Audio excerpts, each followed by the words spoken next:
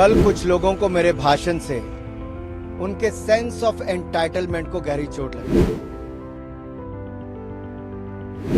ये वही लोग हैं जिनके पूर्वज दलितों आदिवासियों को समानता का अधिकार न देने के बहाने बनाते थे। ये वही लोग हैं जिन्हें लगता था कि कैसे उनके सामने कोई दलित व्यक्ति कोट पैंट पहनकर खड़ा हो सकता है और संविधान लिख सकता है। स्वर्गीय राजीव गांधी जी ने कहा था, आरक्षण के नाम पर बुद्धुओं को बढ़ावा नहीं देंगे।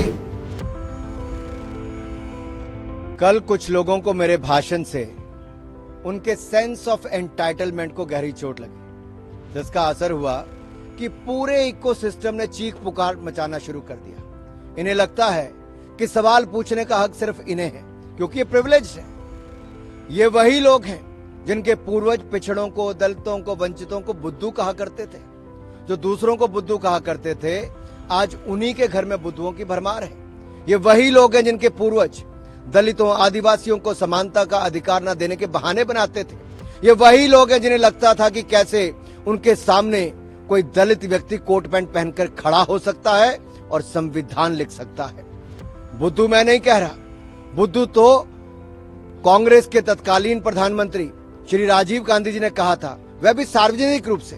सांझ को आंच किया श्रीमान राहुल गांधी जी, पूरी कांग्रेस जमात पढ़ ले कि स्वर्गीय राजीव गांधी जी ने कहा था, आरक्षण के नाम पर बुद्धुओं को बढ़ावा नहीं देंगे।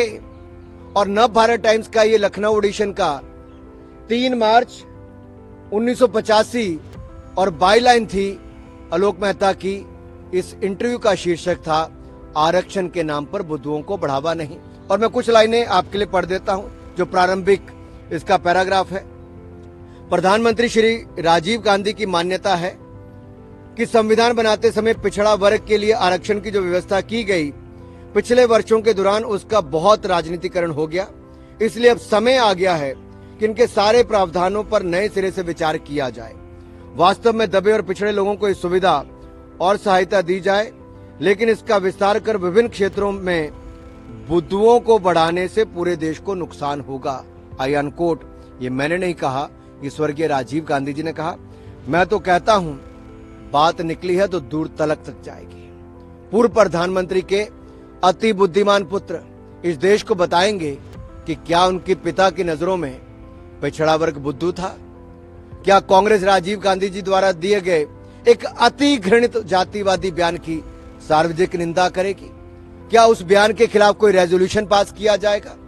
जो लोग आज तक लेगेसी की मलाई खाते आ रहे हैं, आज उनके मुंह में सवाल की खटाई पड़ गई तो झूठ बोलकर जगहसाई करवा रहे हैं। 1947 से लेकर कांग्रेस अपने वैचारिक दरबारियों के साथ मिलकर दलितों और वंचित समाज को समाज की मुख्यधारा से बाहर करने की तमाम तरह के हथकंडे अपनाती रही।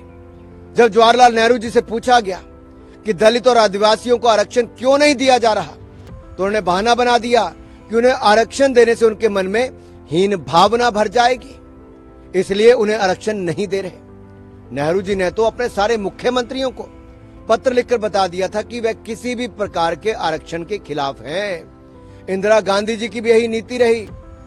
और बीबी प्रसाद मंडल जी, जिन्होंने मंडल आयोग की रिपोर्ट लिखी, इस रिपोर्ट की इंप्लीमेंटेशन को भी राह ताकते रहे।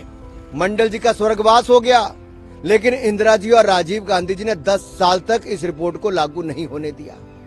राजीव गांधी जी तो खुलेआम मंडल आयोग के रिपोर्ट को लागू करने का विरोध करते रहे। और जब काका कालेलकर की रिपोर्ट आई थी, तब भी कांग्रेस ने वर्षों तक इस रिपोर्ट को दबा कर रखा। और मुझे एक शेर याद आता है, लम्हों ने खता की, सदियों ने सजा पाई। अगर सामंती सोच वाली कांग्रेस पार्टी ने उस समय मंडल रिपोर्ट और काका कालेलकर की रिपोर्ट में कीड़ा में रोड़ा नहीं अटकाया होता, तो आज स्थिति कुछ और होती। ये जो तुम इतनी वफा दिखाते हो सनम, डर है ये कोई नई दगा तो नहीं?